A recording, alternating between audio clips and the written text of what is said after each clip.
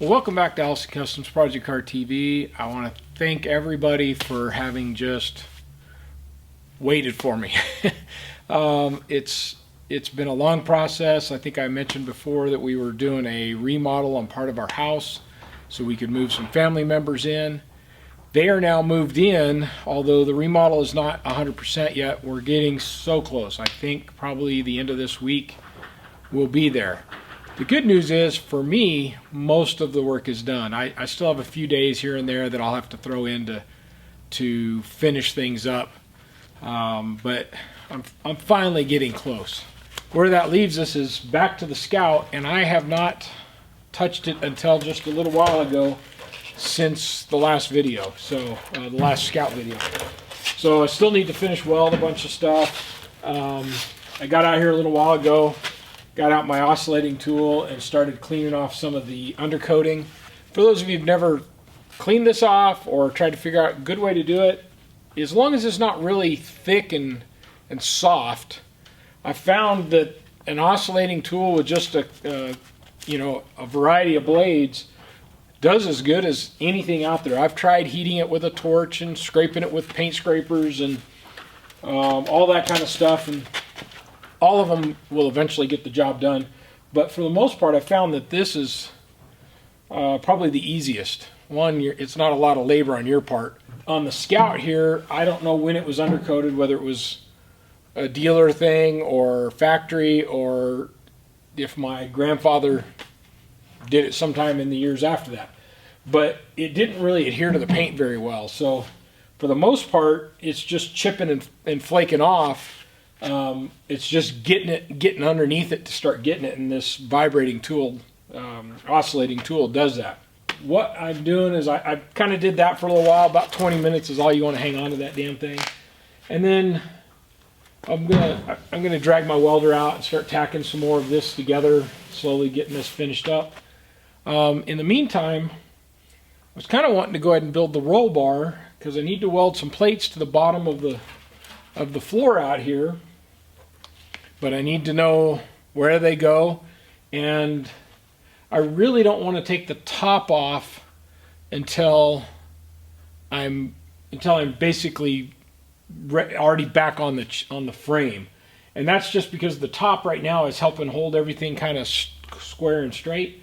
So setting the doors and all that has been, while it's hard, these aren't the easiest doors to adjust, the top is keeping things square, whereas if I was to take that off, the whole body could flex right here in the middle at the door opening, so I really don't want to mess with that. Still working on the rocker panels. I think the issue was that the other one so I'm still working on the rocker panels, and I think where I left off was that this one is just too big. It basically goes over not only the original reworked one, but the one that I made, the last one I made, that kind of fits everything pretty well. Just need to make another one that matches the first one I made here, and we'll finish this side out, and then that'll be done. I just made this one too large. For today, what I think I'm going to do is test fit the seat, and I need to modify the transmission tunnel just a hair up here in this corner. And then with the seat in, then I can make sure I get the roll bar at a position that won't interfere with the seat moving back and forth and tilting. If you recall, these seats came out of like a 07 Suburban. They did have the seat belt in them. I deleted that and took the headrest off, so they're a short back seat, so they look period correct, and then we've kind of made them pretty fancy, so you'll get to see that. But the first thing we need to do is just lower this, and then there's a bolt that's rusted into one of the bolt holes, so we'll have to get that out. Once we've got this set down on there and everything squared away with this plate, then we'll go ahead and get the seat and set it in. Okay, well, hopefully you can see my markings right here. So that's where, so when we built these plates a while back, there's a hole for the new seat to mount into and a hole to bolt through into the truck. It's got to go into that bolt hole. Well, to get this to sit in the right place, floors of the Scout are pitched each side of center here. So what we need to do is lower this spot so that this can sit down like so, and then up against the transmission tunnel here. There's a huge amount of room under this tunnel between it and the transmission, so I don't have any issues with modifying this. Well, part of it is the seat rail is here and it has to be able to move forward and back. So I think we're really going to end up way over here so that the seat has full range of motion. But I think because I really believe that we're going to have to come out into this hump here a little bit to give the seat someplace to ride back and forth, the seat rail, that I'm going to go ahead and just cut it. And I'll probably cut it square, maybe even on that diagonal.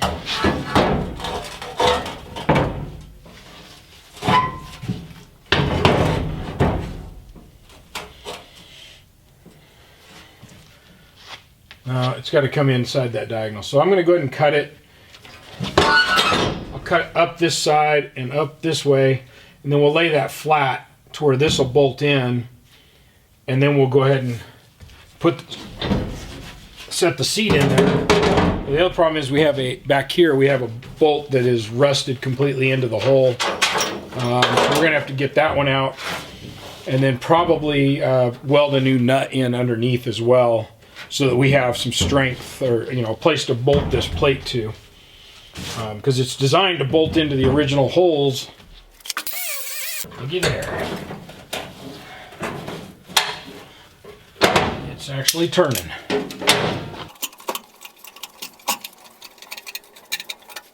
Well, truly shocked. That came right out.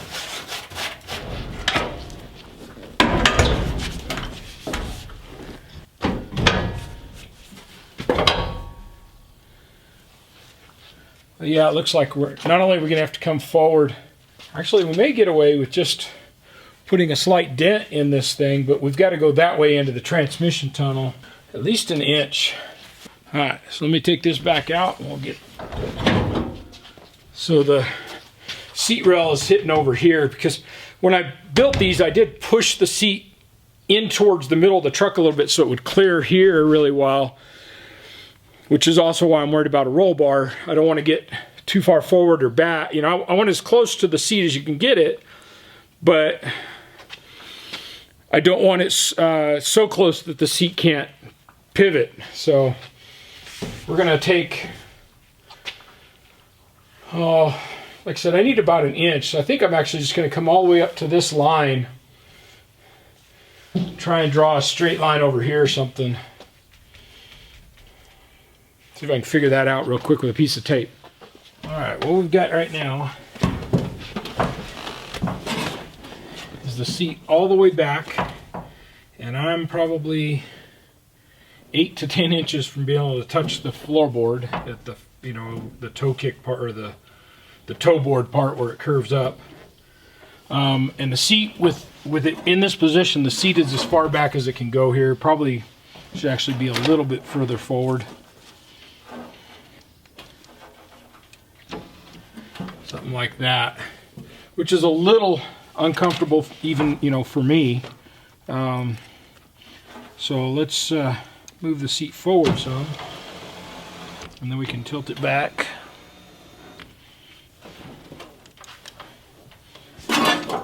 Here, let's just move it forward till I can touch the floor.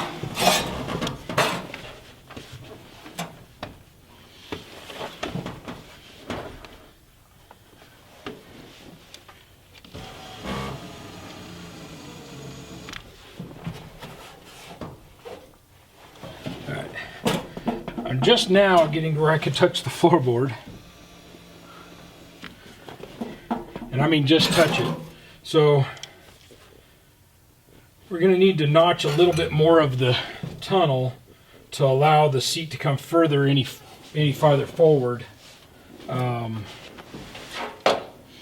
But with it here,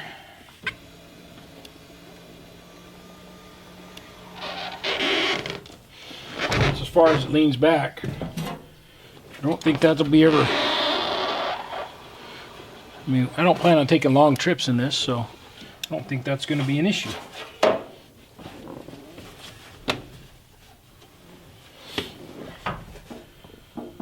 So I think if we just notch that out enough that the rail can come forward, well, to the limit of the seat, of the rails themselves, that would let me be able to touch the floorboard. The dash, I mean, only comes out about that far, so I got all kinds of room. And I think as long as my goal is going to be to try and put the 2-inch roll bar like right in here, or possibly just back just a little bit. I like to hide them on the B-pillars when possible, but I'm thinking in this truck it may not quite be possible just because of the way the floor is laid out.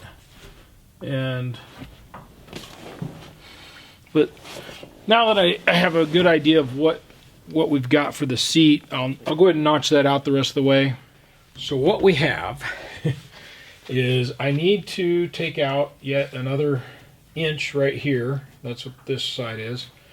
And then my plan was originally on this bend line, this factory line, that I would leave this long and bend it vertical, and then I would just build a vertical wall down and a flat floor that joined the rest of this floor, and of course a wall right here, well, on this line now.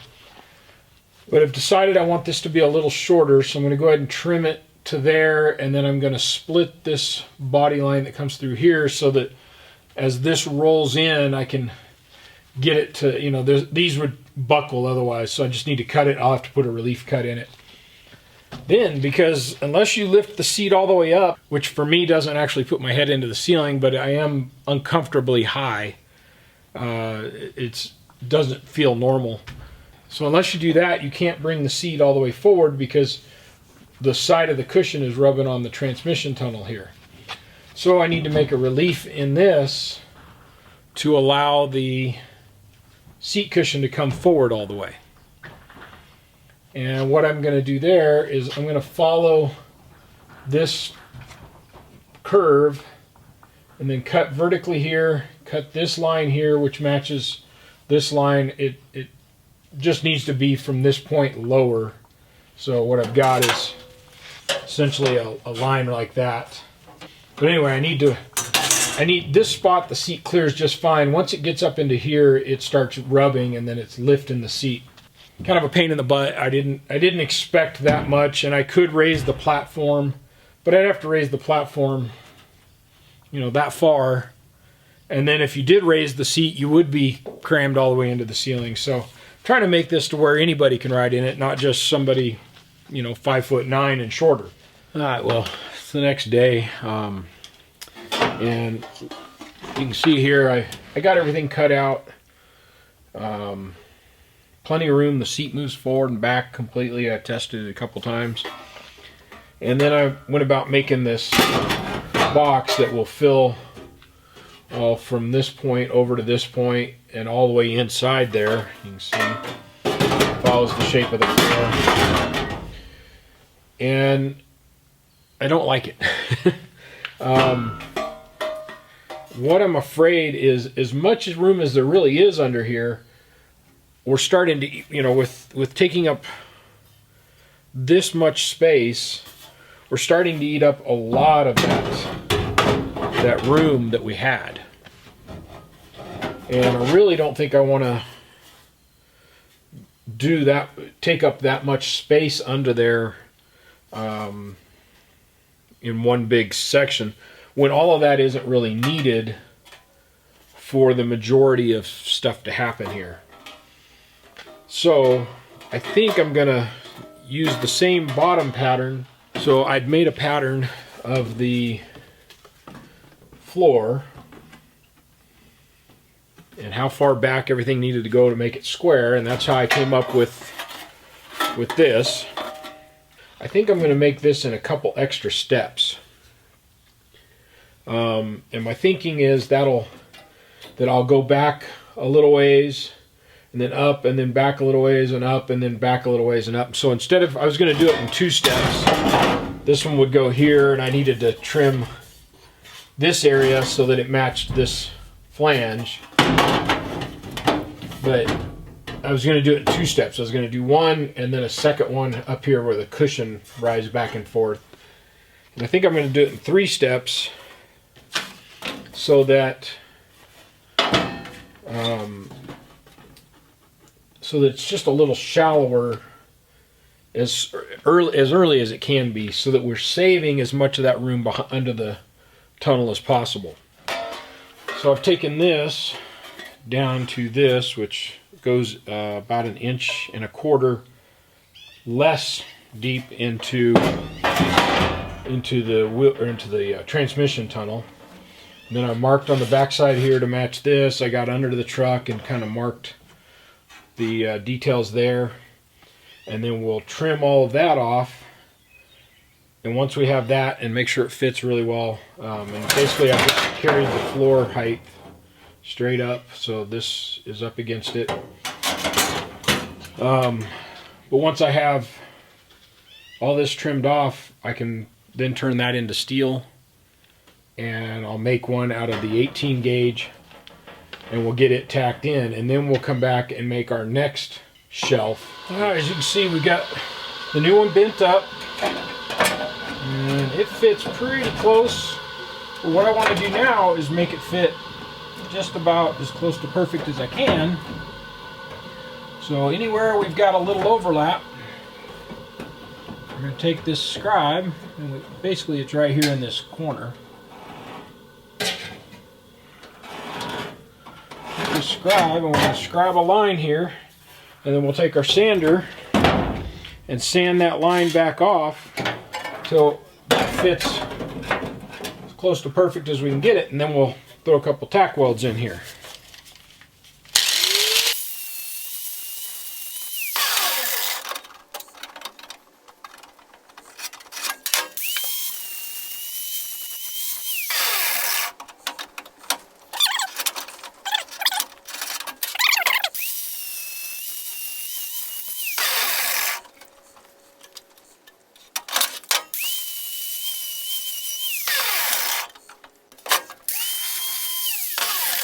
So one of the last things I'd like to do is figure out what we're going to do with this lip, because here it needs to go back flat, and over here it could do the same thing,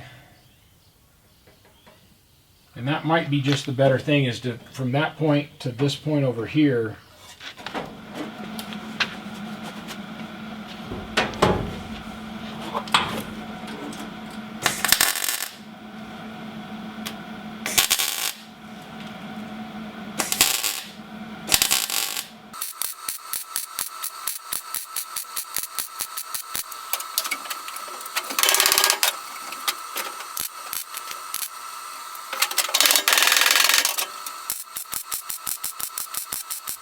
so we've got most of this welded now. I'm going to go ahead and do some grinding, and then we'll trim up a few of these little pieces, and then we'll figure out our next step, which we need a shelf right here.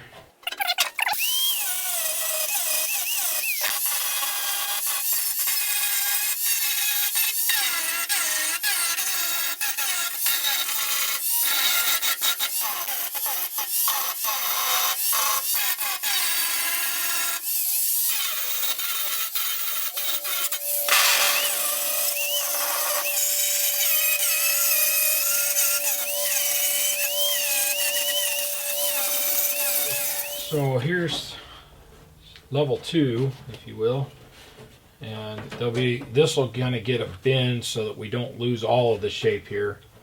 So we'll kind of bend that in, and then that'll weld in there on this end. We'll do I'll probably drill this or punch holes in it, and we'll do spot welds in it. We have a nice seam there, and then we can seam seal it from the back side and from the front side here. We have a nice strong lip there, and then we can do our third level, which actually is going to be basically the same thing. It's going to go flat across, flat, and then up again. So it's not really that complex, just takes a little bit of time. So I'm going to go turn this one into steel. So now you can see I converted that form that we made into the steel, and then I've come up with my next one, which is going to go up here. And then this has got to wrap around this, and we'll scribe that. So we're going to kind of set this in place real close. Come in, scribe the back of it, and then this piece, as it wraps around, we'll scribe that as we get done.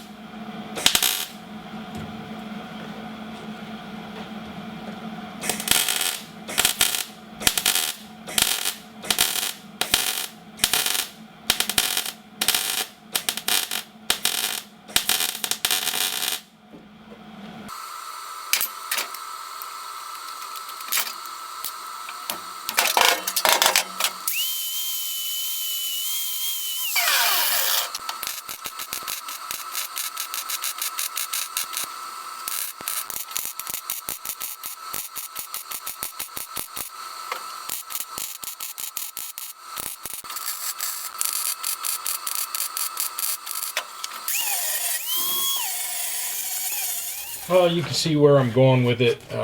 Everything will be finished out.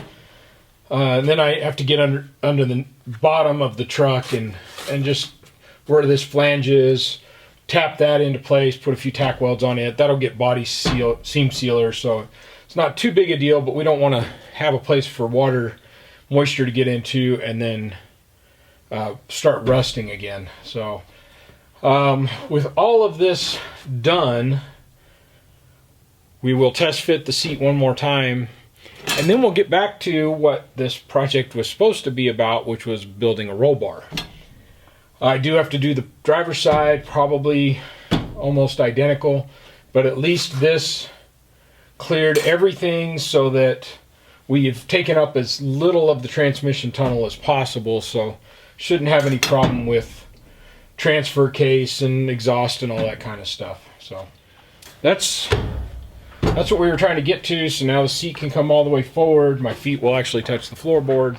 So that gets it. You know, I gotta finish grinding and all that. It's late in the day and it's time to quit. Plus, I need to edit this video so you guys will actually have something to see this week, which will be the first time in a couple of months. So I think we're going to be back on this pretty regularly through the rest of the summer now, and we'll get this finished up. Before I actually undercoat it, I will put the body back on the frame and test fit it and make sure I didn't interfere with anything that we need to figure out where the compromise can come from.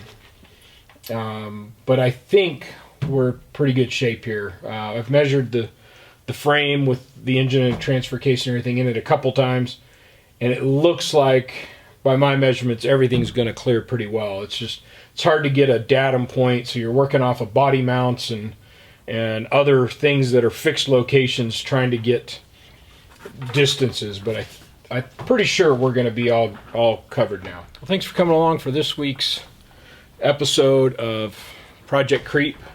Again, you can see how it happens, and hopefully this is one of the last, you know, we got to do the other side, but hopefully this is one of the last modifications we're making to sheet metal. So anyway, do want to thank you for watching. Please like and subscribe, hit that bell for notifications, and remember, subscribing's free, so it doesn't cost you a dime, but that'll let you know whenever new videos are coming out. So thanks again for watching. We'll see you again on the next episode of Allison Customs Project Car TV.